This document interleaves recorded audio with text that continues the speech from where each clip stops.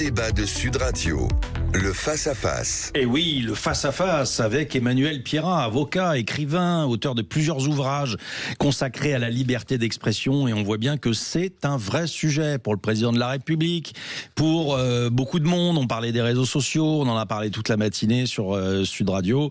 Et on va rentrer dans le détail avec Emmanuel Pierrat, qui nous parlera également, à la fin de cet entretien, de son dernier ouvrage consacré au Paris des francs-maçons. Paris, la ville, Paris des francs-maçons, coécrit avec Laurent Kupferman. Vous nous direz quels sont ces lieux, ces fameux lieux et ce qu'ils signifient, les lieux de la franc-maçonnerie à Paris, qui intriguent toujours, qui fascinent, à tort ou à raison. C'est toujours la même problématique avec la franc-maçonnerie. Mais tout de suite, vous êtes avocat spécialiste de la propriété intellectuelle et vous vous étiez déjà exprimé pas mal au début du mandat d'Emmanuel Macron parce que on sent bien que c'est un sujet pour lui, il a ça en tête. Le président voulait une loi anti-fake news en 2018. Et on a le sentiment, je ne sais pas si c'est votre sentiment également à vous, Emmanuel Pierrat, mais que la liberté d'expression, ça n'a jamais cessé de le travailler, finalement, le président. C'est une obsession. Bonjour Jacques Cardon, bonjour. Merci pour l'invitation d'abord. Et meilleurs vœux. Merci, meilleurs vœux également à vous tous et à vous tous qui nous écoutez et à vous, Jacques Cardoz. C'est une obsession macronienne. Une sorte de, on va dire les mots, une sorte de censure, de contrôle. À partir du moment où on a l'idée, vous voulez dire. La volonté, bien sûr, la volonté de contrôler la liberté d'expression, d'attenter à celle-ci, qui est un des plus importants principes quand même en France, depuis la Révolution, qui n'est pas rien, la Déclaration des droits de l'homme, son inscription dans les textes constitutionnels. Donc cette menace en permanence de vouloir restreindre, bâillonner, labelliser par exemple les médias, il n'y a même pas un mois, pour indiquer quelles seraient les bonnes et les mauvaises radios, les bonnes et les mauvaises chaînes de télé, les bons et les mauvais journaux. Citoyens, on prend votre esprit en otage et on essaie le défi contre l'intelligence. Donc cette obsession, il l'a depuis longtemps. En 2018, il portait déjà un premier projet sur les fake news. Il en portait un autre sur le secret des affaires qui a fait beaucoup de dégâts. 2018 parce que c'est très compliqué à mettre pardonnez-moi, en œuvre. Vous demandez, Jacques Cardoz, au juge de devenir historien, de devenir expert en politique, en économie, en sciences, et de dire ce qui est juste ou pas. Ah non, mais moi, je le juge, il connaît la loi, il ne connaît pas l'ingénierie et pardonnez-moi la géopolitique. Je pense que si on fait ça, c'est la pire des choses pour le pays. C'est la pire des choses pour le pays. Commencer à vouloir toucher à la liberté d'expression, pour moi, ça signifie qu'on n'est plus en démocratie. Moi, je vous le dis, cash, tel que je le pense. Alors, mais qu'est-ce qu'il voulait exactement ? Il voulait un référé possible pour retirer très vite du web une information jugée bidon. C'était ça l'idée. C'était ça l'idée. Il avait déjà cette idée donc en 2018 à propos des campagnes politiques. Où c'était pas totalement saugrenu. À chaque fois, la censure, c'est pas totalement idiot. C'est-à-dire, pardonnez-moi, c'est toujours. C'est là l'intérêt, c'est qu'on est tous censeurs de quelque chose en nous-mêmes. Nous sommes tous pour la liberté d'expression, nous sommes des Français. Et en même temps, nous sommes, pour certains, plus sensibles à des propos, on va dire, sur le racisme ou l'antisémitisme, qui sont des causes, pour moi, non discutables. Et puis sur d'autres, ça sera la publicité avec la cigarette, par exemple, à l'écran. Pour un autre, ça sera une question sur la grossophobie. Pour autre chose, etc. Chacun. On avait tout à l'heure une auditrice qui appelait, alors c'est pas la liberté d'expression, mais c'est quand même une forme de liberté, qui appelait en disant, vous vous rendez compte, j'ai été choqué pour acheter un timbre. Je l'ai écouté. Vous l'avez entendu. Pour acheter un timbre, on m'a demandé ma pièce d'identité. Donc vous voyez que là, ça illustre parfaitement ce que vous dites. Parce que c'est une liberté publique et individuelle extrêmement importante. Chacun place cette liberté comme il l'entend, exactement. Et donc nous sommes tous dans une volonté de censurer quelque chose, une petite chose qui nous dérange, mais en réalité nous sommes Français et très attachés à cette liberté. Donc chaque fois qu'on veut la malmener, et n'oubliez pas une chose, surtout Jacques Cardoz et tous, c'est que nous sommes dans un des rares pays où la liberté d'expression existe réellement. Sur la planète, sur les 198 États à peu près qui existent, on peut dire que 25 à 30 ont une liberté d'expression qui permet un certain pluralisme de la presse, une expression dans la cité. Si peu. Moi qui voyage à longueur d'année en Arabie Saoudite, au Kazakhstan, etc., chaque fois que j'arrive à Roissy ou Orly, que je trouve mes compagnons de citoyens qui pestent comme moi, je me dis, non, un chien, quelle chance d'habiter ici, quelle chance d'être né ici et de pouvoir jouir de cette liberté qui, parce qu'elle est importante, doit être surveillée par nous. Nous devons être des vigies permanentes. Chaque fois que quelqu'un, comme le président de la République, surtout, veut s'y attaquer. La censure, elle est étatique et elle est privée désormais. Alors, donc nous avons un double front. Alors ça le reprend aussi avec ce contrôle des réseaux sociaux. Il veut une majorité numérique à l'âge de 15 ans, il veut pouvoir protéger les enfants de contenus obscènes, de contenus offensants, d'incitation peut-être à la haine. Il y a plein de choses horribles sur les réseaux sociaux, on est absolument d'accord. Qu'est-ce que vous pensez de cette mesure ? À chaque fois qu'on décide d'interdire plutôt que d'éduquer, on est dans la faillite, on est dans l'abandon, on baisse les bras, on est dans une mesure extrêmement simple, facile, j'interdis plutôt que de régler un problème sociétal. La France vit depuis 1789 au rythme de 450 textes qui se sont accumulés, qui interdisent de près ou de loin des messages, des paroles, des images, au motif qu'on a rencontré un problème à un moment, une évolution technologique, un fait divers, un problème de société qu'on n'a pas su juguler ou prendre autrement, parce que c'est plus simple à l'Assemblée nationale de voter rapidement un texte qui est interdit, plutôt que de réfléchir et de mettre du budget sur un problème sociétal qui se présente. Alors plutôt que d'éduquer et de passer par l'éducation des plus jeunes esprits, j'ai 2 filles. Je viens de passer une partie de mes vacances avec elles, donc je vois très bien, c'est la guerre permanente pour leur faire lâcher le téléphone portable, parce que le réseau social, puisqu'elles regardent, n'est pas nécessairement le plus intelligent et le plus cultivé. Il faut bien se le dire. Je ne pense pas qu'on puisse apprendre énormément sur TikTok. Mais globalement, c'est mon travail de père. C'est le travail des profs. C'est le travail de notre société. Après, vous savez très bien que toutes les familles n'ont pas cette capacité. Non, évidemment. Et puis je ne vais pas vous êtes un homme érudit. Je ne vais pas faire grief à une dame qui élève ses enfants toute seule, qui travaille, qui a très peu de moyens. Comment est-ce qu'on calme un gamin, etc. On le met devant le portable. Et c'est vrai qu'on s'achète une paix, pardonnez-moi, parentale quand on n'a pas les moyens. Mais même moi qui ai les moyens, c'est une guerre permanente et quotidienne. Le temps d'antenne, le temps de cerveau bouffé par les réseaux sociaux, dire qu'on parlait il y a quelques années de ce que les programmes télé, qui me semblent relativement intelligents comparé à ça, pouvaient entraîner. Donc le temps d'antenne, le temps de cerveau, est absolument abyssal. Le temps de concentration est perdu, la capacité à comprendre, à analyser, à lire, etc., etc. Il y a une altération. Donc interdire n'est pas la bonne solution. Sauf que vous avez vu certainement le président de la République parler également de ces vidéos, ces fake news fabriquées par un jeune Africain qui a réalisé des fake news sur la base de l'IA, de l'intelligence artificielle, qui racontait un coup d'État en France. Et il a été extrêmement choqué, le président de la République, et on peut le comprendre, parce qu'il s'est rendu compte que ça avait été vu des milliards de fois. Je dis bien des milliards de fois. Je crois qu'il y avait 3 vidéos incriminées au total. Alors on peut différemment prendre les choses. Moi, j'ai pas vu le président de la République, vous savez, depuis bientôt 8 ans, convoquer, entre guillemets, ou inviter les patrons des réseaux sociaux dans les vœux qu'il présente à la presse en début d'année. Pas une seule fois. Donc pas une seule fois, il n'a convié les patrons, à part pour des trucs du genre Choose France, c'est-à-dire l'élan économique. Pour avoir un discours, ils sont aux États-Unis. Ils sont aux États-Unis, mais le marché français, c'est quand même de 65 millions à 70 millions d'abonnés potentiels, un marché qui quand même malgré tout possède un pouvoir d'achat plus important, malheureusement pour eux, que pour les Burkinabés ou pour les Maliens, et ainsi de suite. Donc malgré tout, c'est un marché. Et quand Elon Musk vient à Choose France ou au Grand Palais, il devrait être capable de venir pour, entre guillemets, discuter des réglementations ou de la façon dont on peut gérer les réseaux sociaux. Aujourd'hui, mon problème comme avocat, vous savez, Jacques Cardoz, il est simple. J'ai un tweet antisémite contre un de mes clients, raciste, dégueulasse, qui se trouve d'un seul coup posté sur X.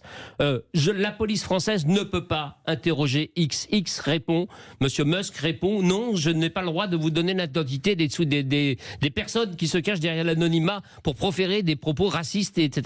Donc on a une difficulté de base qui n'est pas réglée. X n'est pas une chose qui est apparue l'année dernière. Vous voudriez une levée de l'anonymat ? Bah oui, évidemment. La capacité pour les services de police, ils le font. Dans un seul cas de figure, le terrorisme et la pédophilie. Est-ce que vous pensez que le négationnisme n'est pas une cause importante ?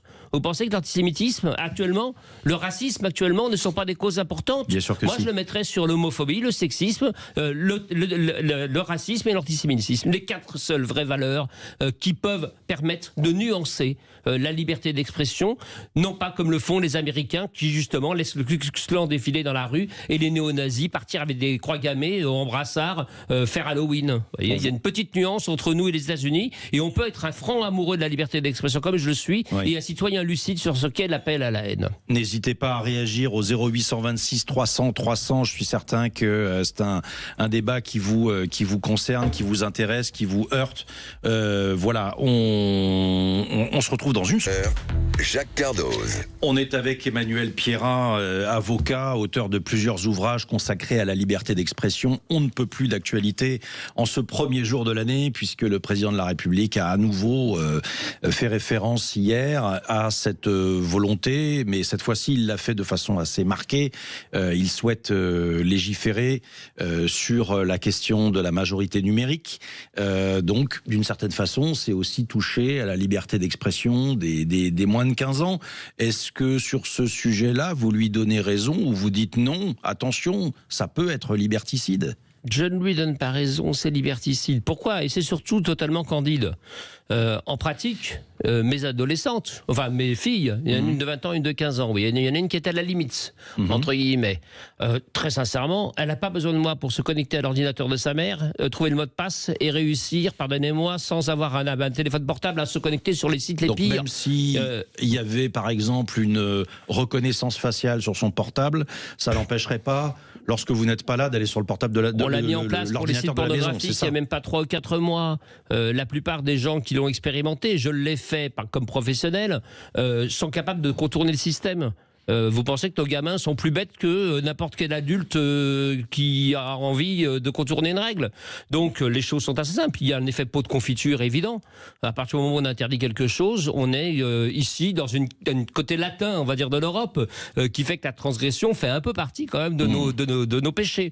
Voilà, donc c'est évidemment pas la bonne solution. La bonne solution, quelle qu'elle est, il n'y en a pas une bonne solution. Ce qui est certain, c'est qu'interdire les réseaux sociaux, quels réseaux sociaux ? Qu'est-ce qu'on met dedans ? Vous voyez, par exemple, l'été dernier, Jacques Cardoz, vous vous souvenez de cette histoire abominable de ce garçon qui est mort en direct sur une plateforme qui s'appelle Kik. Hein, et l'Arcom a découvert qu'il y avait une plateforme, l'Arcom, pardon, qui est donc la haute autorité chargée, qui a fusionné le CSA et la DOPI, de réguler, et paraît-il le numérique, a découvert qu'il existait une plateforme avec des centaines de milliers d'abonnés en France, qui s'appelle Kik, et dans laquelle on diffuse des scènes de torture et de frappe, entre guillemets, menant à la mort d'un homme. Mais je crois qu'il y a eu une nouvelle polémique très récente également sur ce même réseau. Mais donc, pensez que penser. Alors, Emmanuel Macron peut dire ce qu'il veut, faire passer la loi qu'il veut. En 3 minutes, d'autres réseaux sociaux submergeront ou d'autres plateformes arriveront. Donc, ça n'est pas par là que passera le système. Et c'est la même problématique qu'avec les fake news. Les fake news, elles ont aussi existé avant les réseaux sociaux. C'est-à-dire que ça s'appelle le délit de fausse nouvelle depuis 1900. Oui, vous savez, sur le code pénal. Les réseaux sociaux, c'est le vecteur. Oui, bien sûr. On est bien d'accord, mais ça empêchera pas une mauvaise information. J'imagine que même au Moyen-Âge, il y avait des fausses informations qui se baladaient de village en village. Les Macrons sont sensibles particulièrement parce que les fake news abominables sur Brigitte Macron, supposée trans, etc.,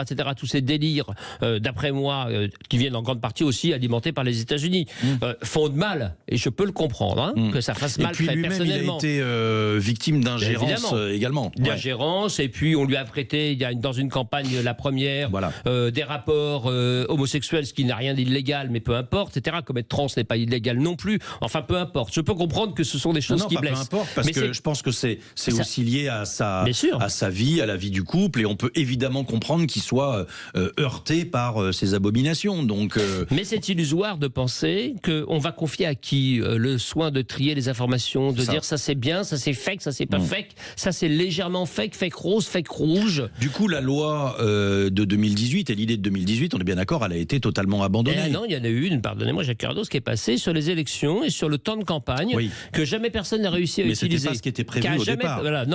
Évidemment que c'était pas ce qui était prévu au départ. Moi, j'ai combattu largement cette histoire. Et accessoirement, on s'est retrouvé avec un texte qui, à la fin, n'a aucune jurisprudence, puisque personne n'a pu l'utiliser. Les conditions sont tellement délirantes, et puis demander au juge des référés qui est déjà débordé, c'est-à-dire en 48 heures, Madame le Président, vous voyez, je vais vous expliquer. Alors, l'histoire de la ville de Perpignan, le machin, les Gaulois, les Cathares, les bidules. Excusez-moi, on demande de passer un doctorat d'histoire. Non, on demande à la juge de statuer de façon simple sur quelque chose qui serait manifestement illicite. La police de la pensée, le contrôle de l'expression d'expression me semble quelque chose de totalement vain et illusoire. Et en plus, alors justement parce que on peut raconter à travers différentes fake news que je pense que les réseaux sociaux n'auraient rien changé, ou alors les réseaux sociaux auraient au contraire, là je reviens à sa volonté annoncée hier soir, ou alors au contraire les réseaux sociaux auraient joué un rôle, je dirais, plutôt favorable de débunkage. Prenons deux exemples. L'exemple de l'affaire Baudis et l'affaire Outreau. Dans les deux cas, on part de fake news, mais dans l'une, l'affaire Outreau, c'est un juge qui enquête. Enfin, je veux dire, qu'est-ce qu'on demande aux journalistes, d'être meilleurs que le juge? Je veux dire, c'est impossible de débunker, si je puis dire, puisque c'est comme ça qu'on dit. Mais le juge Burgos, c'est d'abord lui qui instruit une affaire, qui fait mener des investigations, qui met des gens en prison, qui suspecte, et puis qui nous dit qu'il y a un réseau pédophile. Et puis on s'aperçoit au bout de quelques mois, quelques années, que tout ça ne tient pas la route. Qu'est-ce que les réseaux sociaux auraient pu... Enfin, je veux dire... Qu'est-ce qu'une loi anti-fake news aurait pu changer en l'espèce? Et autre cas de figure, l'affaire Baudis, qui est peut-être là, peut-être plus liée encore à ce dont on parle aujourd'hui, c'est que, on rappelle ce qui s'est passé, des médias sortent une prétendue affaire de réseau pédophile, des grands médias, et pas des moindres, hein, franchement des très grands médias, racontent cette histoire. Dominique Baudis, à l'époque, patron du CSA, donc c'est l'équivalent de l'Arcom aujourd'hui. Il est mis en cause, il va se défendre à la télévision, et là malheureusement le remède est pire que le mal, parce qu'en se défendant il attire encore plus de suspicions, il ne s'en remet pas, etc. Enfin là c'est autre chose, on touche à la capacité de débunker quelque chose qui est de toute façon faux. Enfin je veux dire, c'est dingue. Et donc face à lui il a des téléspectateurs qui n'arrivent pas à être convaincus que c'est faux. Je me suis posé la question, et je vous pose la question de cette façon-là, qu'est-ce que des lois anti-fake news, ou la proposition faite là sur l'interdiction des réseaux sociaux moins de 15 ans aurait changé en réalité? Rien du tout. Rien du tout. Rien du tout. Je vais vous prendre un exemple encore plus ancien et qui est assez connu. Au procès de Marie-Antoinette, 50 accusations contre elle, en 1793. Celle qui est la plus convaincante, c'est celle qui dit qu'elle a commis l'inceste avec son fils, l'enfant du roi. Et elle répond au tribunal, elle répond parce qu'on ne peut pas apporter la preuve contraire, que l'on n'a pas commis quelque chose comme l'inceste avec son propre fils. Elle a simplement ces mots, elle dit: j'en appelle à toutes les mères de France, au bon sens. Elle aura la tête tranchée. Pas uniquement pour ça, mais autant vous dire que c'est les attaques évidemment les plus impossibles à défaire. Celles que vous venez justement d'évoquer. Outreau, il faut rappeler aussi qu'il y a eu un mort, quand même. Un homme s'est suicidé, plusieurs personnes sont restées en prison pendant des années. Et quant au juge Burgos, il a eu droit à une sorte de mi-temps thérapeutique ou à un changement de place. Là, il y a peut-être quelque chose à changer, qui n'est pas les fake news, mais le système dans la façon dont les juges sont impunis en France ou inamovibles. Mais j'ai fait exprès de prendre cette affaire-là parce que enfin, je veux dire, la presse n'aurait pas pu changer les réseaux sociaux. J'ajoute autre chose, Jacques Cardot, c'est que le droit français a déjà empilé la diffamation, la présomption d'innocence, l'atteinte à la vie privée. Toutes ces armes existaient au profit de Dominique Baudis, mais en vain. Parce que la déferlante, la rumeur, parce que le fait d'aller au journal de 20h de TF1, c'était ça, il se mettre à transpirer tellement il était inquiet, lui homme de médias, lui si habitué, en se disant mais c'est pas possible, c'est un cauchemar. Et les gouttes de sueur l'ont rendu coupable aux yeux des téléspectateurs et de certains médias. Et le procès qu'il faudrait faire, c'est pas celui-là, c'est celui effectivement, comme vous le dites, des journaux qui avaient consacré des pages et des pages, un quotidien dit du soir notamment, pour ensuite faire une ligne, non pas d'excuses. Dans Le Monde, il y avait juste écrit: certains médias se sont trompés, nous en sommes désolés. Formidable, monsieur Plenel, il fallait peut-être commencer par faire votre mea culpa. Avoir autant de réparations en superficie médiatique d'une fake news qu'on a colportée quand on est journaliste professionnel que celle qu'on a consacrée à ce qu'on a colporté. C'est intéressant parce que si on prend ces trois exemples, jusqu'à Marie-Antoinette, Baudis, Outreau, je vois pas ce qu'un juge comment aurait-il pu la juge de la fake news en train de dire au juge Burgos, vous vous trompez. Non mais on est dans le délire le plus complet. Alors en revanche, il y a l'intelligence artificielle je parlais de cette vidéo fabriquée en Afrique par un jeune homme qui a réussi quelque chose. Moi je trouve que c'est une prouesse. C'est une prouesse, mais c'est pas drôle. C'est pas drôle pour les démocraties. C'est pas drôle pour le président de la République. C'est pas drôle pour... Voilà, il raconte un faux coup d'État. Voilà. Et des milliards de gens. Alors, je ne sais pas si les gens y ont cru. On a très vite vu que c'était du fake news. Sauf qu'on sait que l'intelligence artificielle va beaucoup évoluer et que ce qui nous apparaît comme étant très faux aujourd'hui nous apparaîtra très vrai demain. Et ça va très, très vite. Alors là, qu'est-ce qu'on fait, Emmanuel Pierrat ? On ne labellise pas les médias, mais on éduque nos enfants et les plus jeunes qui sont nés aujourd'hui avec le numérique à regarder les sources, à regarder ce qui se diffuse. Moi, je suis consterné. Autant vous le dire, j'ai une fille qui fait des études de journalisme. Elle a eu le bon goût, l'année dernière, on était à Naples en vacances, de me dire il y a des attentats à Paris. Je lui dis pardon. Et elle me dit oui, c'est sur TikTok. Je lui dis formidable le journalisme. 20 ans, à la fac, en école de journalisme. Vous dites non mais peut-être qu'on peut commencer. Alors il ne s'agit pas uniquement des enfants d'avocats et journalistes. Non, mais il y a plein d'outils qui permettent de savoir. Plein d'outils qui permettent de savoir. Et alors on devrait, puisqu'on rajoute des choses, etc. dans les programmes, il a fallu attendre les attentats de 2015 pour que les profs soient obligés de parler de la liberté d'expression et de 2-3 choses, de la laïcité, de 3 valeurs quand même un peu importantes dans ce pays. Moi je serais pour qu'il y ait un cours d'apprentissage des médias, vraiment, de cours des réseaux sociaux, plutôt que d'être passif. Et donc de les interdire à l'école, apprenons aux gamins à savoir ce qu'est une fake news en apparence ou un média en apparence qui est non pas un média mais qui est un blogueur qui parle pour lui-même. Et très sincèrement, il ne s'agit pas de labelliser les gens ni de leur donner une carte. Et si je puis me permettre, on peut travailler sur ce sujet évidemment. Parce que j'enseigne aussi et je donne quelques cours et voilà, et je donne aussi des cours de débunkage de fake news. Et en travaillant sur le sujet, je me suis rendu compte qu'il y avait énormément d'outils. Il y a énormément de possibilités aujourd'hui d'aller débunker, de savoir ce qui est vrai, ce qui est faux. Il faut réussir et il faut savoir s'en servir. Mais il faut aussi se réfréner, ne pas retweeter ou rebalancer et partager tout et n'importe quoi. Peut-être que l'éducation nationale doit aussi s'en emparer. C'est ça que évidemment. C'est évidemment le sens de mes propos, Jacques Cardos. C'était voilà. On demande beaucoup aux profs, mais il faut leur en demander malheureusement encore un peu plus. Allez. Alors, le fameux article 11 de la Déclaration des droits de l'homme stipule que tout citoyen peut parler, écrire, imprimer librement. Est-ce que vous êtes confiant, Emmanuel Pierrat? On va pouvoir le faire encore en 2026. Il y a une virgule dans l'article 11 qui dit « Sauf que dans les cas où la loi en dispose autrement », 450 textes depuis 1789, comment vous dire? J'ai un petit doute, vous voyez, mon problème n'est pas tellement l'accumulation de textes, c'est le fait que la France n'a été capable d'en abroger que 3 en 250 ans d'histoire, et 3 dont 2 parce qu'on a été condamné par la Cour européenne des droits de l'homme, qui est pour moi pas l'organe le plus intéressant, mais quand même qui a réussi à penser que la France était trop liberticide elle-même, puisqu'elle condamnait le crime de lèse-majesté, c'est-à-dire l'offense au président de la République et l'offense au chef d'État étranger prononcée sur le territoire français par des opposants à des dictatures africaines. Formidable. Donc heureusement la Cour européenne des droits de l'homme nous a obligés à en enlever 2, et uniquement on l'a fait uniquement parce qu'on avait une sanction d'1 million d'euros par jour. Alors voilà, Emmanuel Pierrat, on en est rendu.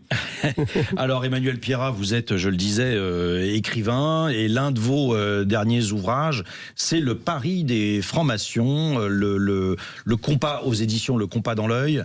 Vous racontez l'histoire cachée de la ville lumière, c'est-à-dire ces lieux, alors des lieux connus, j'imagine, et il y en a qui sont beaucoup moins connus, et évidemment, comme à chaque fois qu'on évoque la franc-maçonnerie, ça intrigue, ça fascine. Eh bien, qu'est-ce que vous avez voulu raconter? Il y a une volonté de transparence, oui, bien sûr, bien sûr. Et puis d'expliquer aussi, parce que c'était une clé de lecture de l'histoire de notre pays. 3 siècles de présence d'une institution qui est très liée quand même à l'histoire, véritablement, en particulier, notamment à la Troisième République, mais également à l'Ancien Régime, également à la Révolution française. On parlait de la Déclaration des droits de l'homme et du citoyen à propos de la liberté d'expression. Les frères Sieyès, Mirabeau, Lafayette en sont co-rédacteurs. On ne peut pas donc comprendre l'histoire de France, en gros, sans avoir une culture judéo-chrétienne, je le crois, architecture, urbanisme, loi sociétale, ni une culture, entre guillemets, maçonnique. Et c'est le but de cet ouvrage, c'est la 3e édition, remise à jour, qui permet de comprendre, quand on aime Paris, ça ne s'adresse pas qu'aux Parisiens, parce qu'on peut faire la même chose à Bordeaux, à Lyon, dans les grandes villes, où il y a des terroirs, entre guillemets, maçonniques importants, de libres penseurs. On peut, comme ça, regarder les bâtiments publics, les adresses secrètes, pour y lire une trace de l'histoire de France. Oui, cette volonté de transparence, est-ce qu'elle vient du fait que vous pensez que la franc-maçonnerie n'a pas suffisamment expliqué ce qu'elle faisait, et ce qu'elle écrivait, et que ses écrits ont servi, et on ne le sait pas, parce qu'il y a une forme de je ne sais pas, une forme de crainte, une forme peut-être de pudeur. Il y a une pudeur, il y a plus qu'une pudeur. Il y a eu une répression entre 39 et 45 sous le régime de Pétain. Les francs-maçons ont été désignés par les premières lois avant les juifs comme étant les ennemis de l'État français et ont été radiés de la fonction publique, 100 000 personnes. 1 millier ont été fusillés ou déportés du seul fait d'être francs-maçons. Je ne parle pas de ceux qui étaient juifs et francs-maçons, syndicalistes et francs-maçons, communistes et francs-maçons, homosexuels et francs-maçons, gitans et francs-maçons, parce que la franc-maçonnerie accueillait à peu près tout le monde.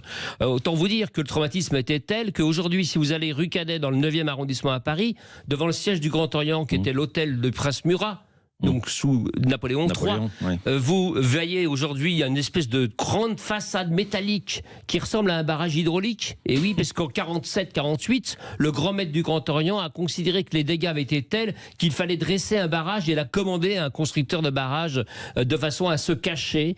D'où le tort, peut-être aujourd'hui, de la franc-maçonnerie de 2026 de ne pas être assez transparente. C'est absolument passionnant. On n'a malheureusement pas beaucoup de temps parce qu'on arrive à la fin de cet entretien. Je sais bien, mais c'est pas grave parce qu'on a un livre. Voilà, c'est exactement ce que j'allais dire, mais ça donne envie de lire le livre. Merci, Jacques. Est-ce que vous pourriez nous parler juste de pour terminer, un lieu secret ou pas secret que vous pourriez expliquer comme ça aux auditeurs? Vous installez place de la Concorde où avaient lieu les réjouissances hier soir pour nos réveillons. Ouais. Vous regardez l'hôtel de la Marine et les caissons qui comportent des symboles que tout le monde reconnaîtra sans être franc-maçon. Vous tournez vers l'Assemblée nationale, vous regardez le fronton et vous verrez là les ouvriers au chantier, les symboles maçonniques, le compas, l'équerre, le delta lumineux, ce triangle avec un œil dedans, etc. C'est une promenade à laquelle j'invite dans Paris, avec ce guide éventuellement à la main, pour aller place de la Nation, place de la Concorde, au Palais du Louvre, à l'hôtel de ville, au cimetière du Père-Lachaise, ou encore voir la Tour Eiffel. Ah oui, il y a plein de choses à lire, plein de choses à apprendre. Merci infiniment, Emmanuel Pierrat, d'avoir été en notre compagnie. Je remercie tous ceux qui m'ont aidé à fabriquer cette émission, Aude notamment, Emmanuel, Marie. Merci beaucoup. Je vous souhaite une excellente journée. Encore une fois, meilleurs vœux de la part de toute l'équipe de Sud Radio. Dans un instant, le journal et l'ami Jacques Pessis. Je vous retrouve demain. Bonne journée.